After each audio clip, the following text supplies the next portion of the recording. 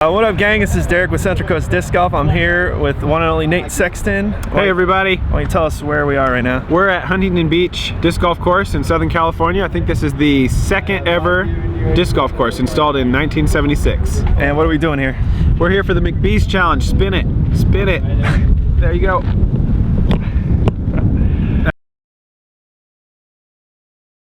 Who snores worse, you, Paul, or Kyle?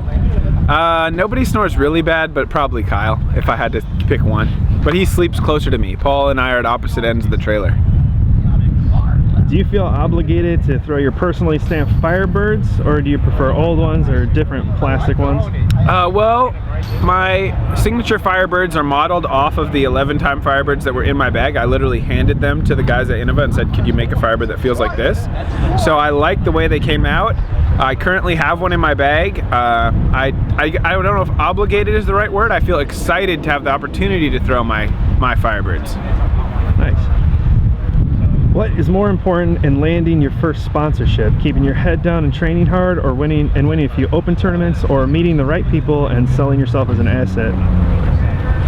I think it's important to become, the best way to get noticed is by becoming a good player in the professional division. There's a lot of people out there now doing a lot of other things aside from disc golf. Most disc golf companies are interested in sponsoring disc golf players more than being some other kind of an asset. I'm not sure what exactly that would be, but you can definitely, the quickest way is to win some tournaments.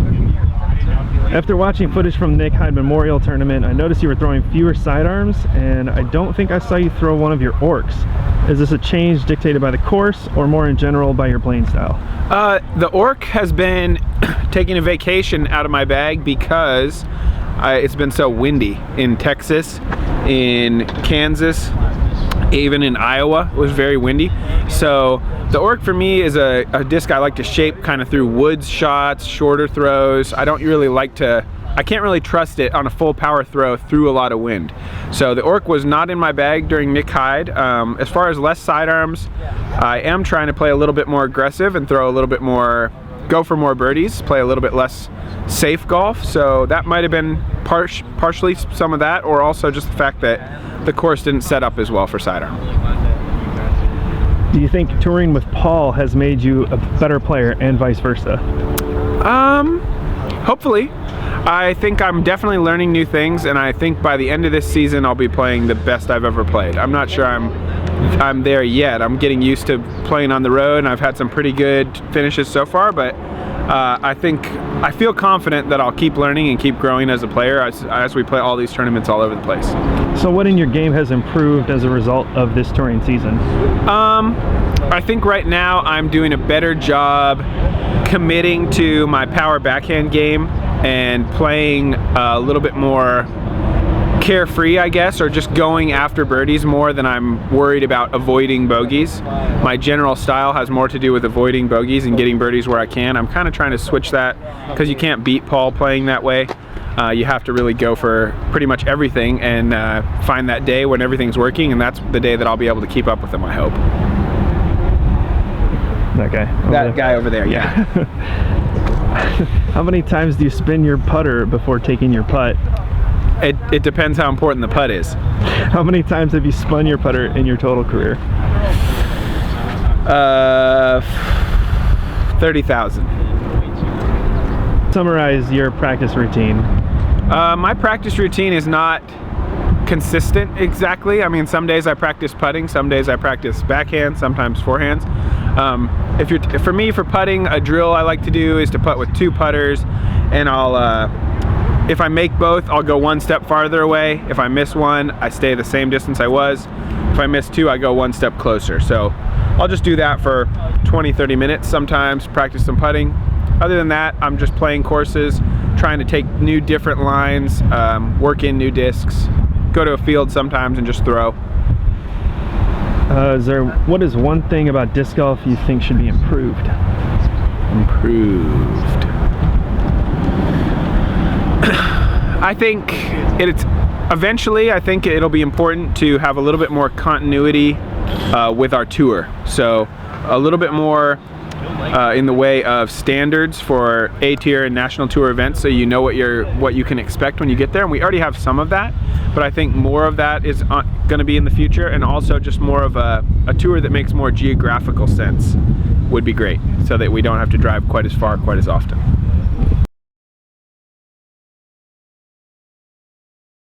Yeah, here's the new Grip AX15, the new bag for this year. A little bit extra in terms of storage capacity, because this is an expandable pocket now.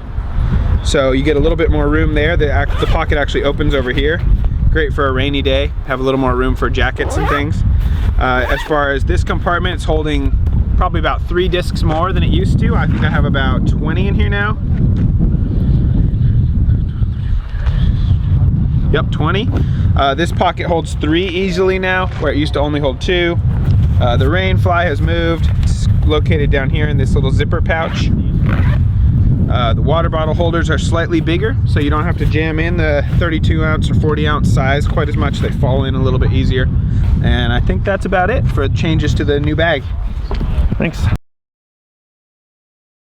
Yeah. Your forehand grip and how the pads of your fingers are lined up. Yeah, you ready? Yep. My grip looks like this for forehand.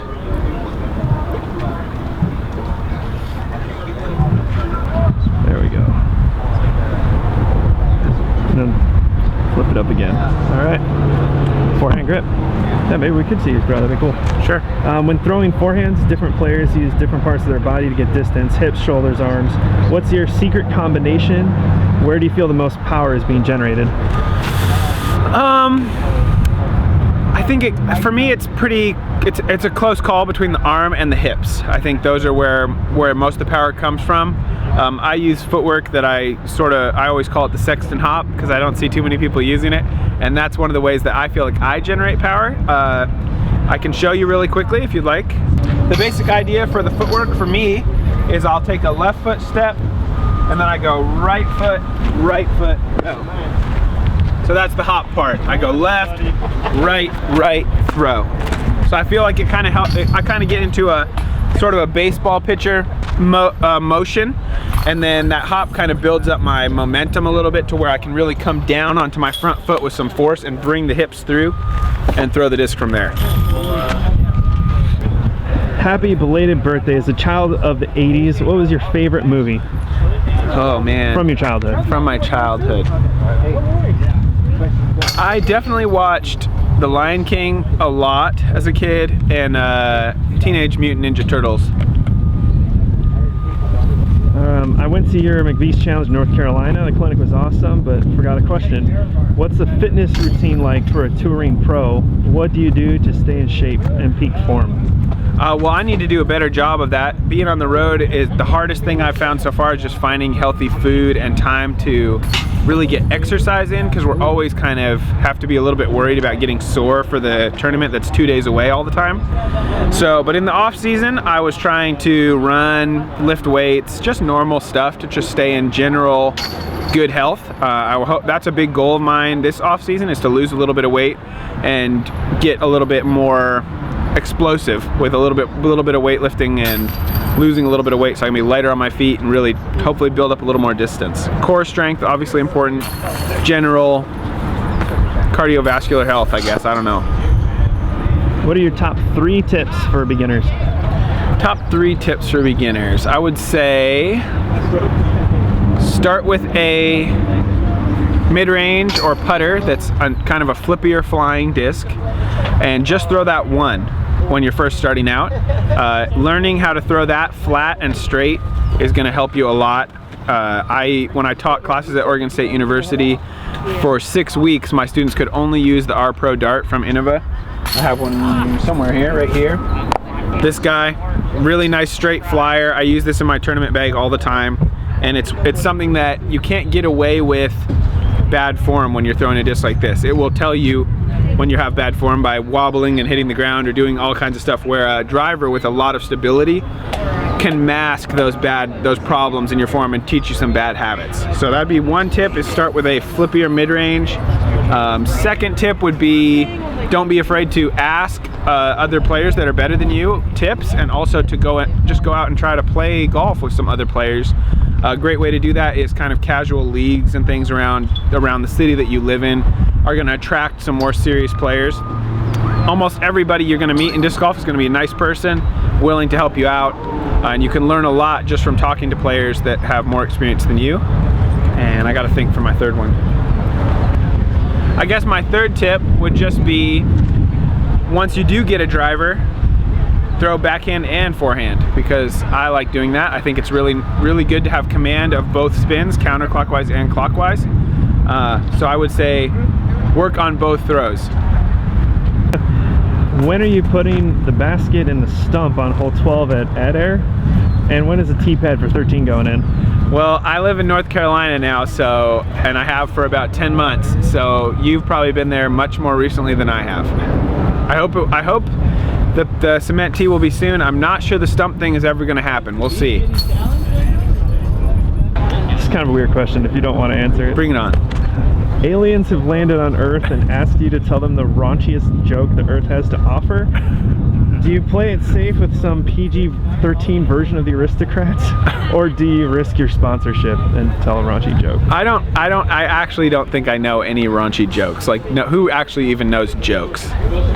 All right, let's say Jurassic Park exists. How many guests would have to die there in a year before you decide you don't want to go there? I mean, certainly if 1% were dying, I wouldn't be going. Nick, have you already left? Now that you've had time to study each other's weaknesses, what contest would you pick in which you absolutely know you would crush Paul? Or with the tables turned, he would guarantee victory over you? I could beat him in a forehand throwing contest where we're not throwing really overstable discs. I have a bit more experience throwing kind of a hyzer to flat, hyzer flip forehand. So I know I could beat him there. General forehand, I could probably also beat him, but I wouldn't guarantee distance or anything. He can throw a pretty far forehand. I would guarantee he beats me in backhand distance and just a general putting contest. How do you stay motivated when you play and tour with the best player of the time? Also, what tips do you give people to stay motivated that play with higher caliber players that always beat them? Well, I mean, that's all the motivation you need right there. I mean, for me, it's like I watch him throw and I think, I know I could throw that particular throw most of the time, any one throw. It's just about putting it together for an entire round and throw those fantastic shots the whole time. So my motivation, I don't have any problem finding motivation because I get to see all the success that he's having and I want to find that for myself. So I feel the same way about someone who's playing with someone who's consistently better than them. All you have to do to close that gap is to work harder and to keep asking for tips and try new things and see what you can do to learn some new skills. Okay. How did you develop your characteristic putting routine? In what ways does it help you? I don't know how I developed it. It was an accident. I didn't always do this flip maneuver. For me, all that's happening when I'm flipping the disc like this is I'm just relaxing and making sure that I'm focusing on committing to that putt, and I'll say things to myself in my head like, a great player would make this putt, or let's make this one, or make this putt high enough, anything like that. Just positive reinforcement in my mind, like, here we go, I'm gonna make this. And then I just get my breathing worked out to where I can exhale completely, breathe in on the drawback of the putt, and then breathe out on the release. What is your usual warm-up routine for tournaments with early start times? And when will we see a Nate Sexton Signature Series dart? Well, I'd say for warm-up, it doesn't matter if it's early or late. I like to play a little bit of catch to warm up my body and arm a little bit. And then I start out throwing softer throws, mid-range backhands usually, in the practice field, wherever they have available for us to throw. Then I'll throw some forehands and some distance shots, and then usually I'll putt at the end. Before my tee time, I'll go closer to the to the tee where we're gonna start and do some putting. If it's a shotgun start and the course is available to play, I'll play a few holes of the course as well. Okay, do you have any tricks to adding distance to your sidearm? Like if you're maxed out at 320 feet and would like to add some distance without having to throw S-turns? Hard to say without seeing somebody throw. I would say, for me, I don't throw sidearm all that far. It's a myth if you've heard that I'm one of the farthest throwing sidearm players. I'm not. I use my sidearm for control. To add distance for me, it comes from throwing a little bit flippier discs and throwing with hyzer. So not necessarily an S turn, but throwing a disc that will stand up and get that glide phase forward and then finally come out. Other than that, I'm not sure what specifically you can do. Cool. Can you show your grip on a mid-range and your finger placement? Sure. So I don't use a very different grip for mid-ranges and drivers. The only two grips I use, power grip like this for my drives, 4 fingers in, or when I'm standing still or putting, I use a grip more like this. And the thing that changes in this grip, depending on how far I am away, is how tightly I squeeze here on the flight plate. So, and how much these fingers hold the disc in my palm. So the farther I'm gonna throw it, the tighter I squeeze here, and the more these fingers bring it into my palm. And I'll engage the plate of the disc during the throw. If I'm gonna use an X step, I'm probably using a power grip. All right, I'm gonna share a couple of the newer discs that are in my bag this season since I did my last in the bag. Oh, hello! This is just another DX AVR, new one that I'm putting lately, along with this P2, both purple. I was putting this one at the glass blown, and I liked how when I was putting at the practice basket, I always knew which one was mine because nobody else had purples. So then I decided I'll go purple with my P2 as well. So that way I don't have to dig through all the white ones in the bottom of the basket. Same old R-Pro dart as always, EcoStar dart that I've been throwing. What else is new? Oh, this is a new one I've added to my bag, the Hyzerbomb mortar. So this is like a beadless gator type of a disc. I like it better than the gator for forehand mid-ranges and backhand. It's my most overstable mid-range. Got it with the Sexton stamp on there, so pretty nice disc. I've been practicing with this for kind of short forehands, windy jump putts, even windy short putts I've been trying to use it on in really extreme wind. So that's a new one.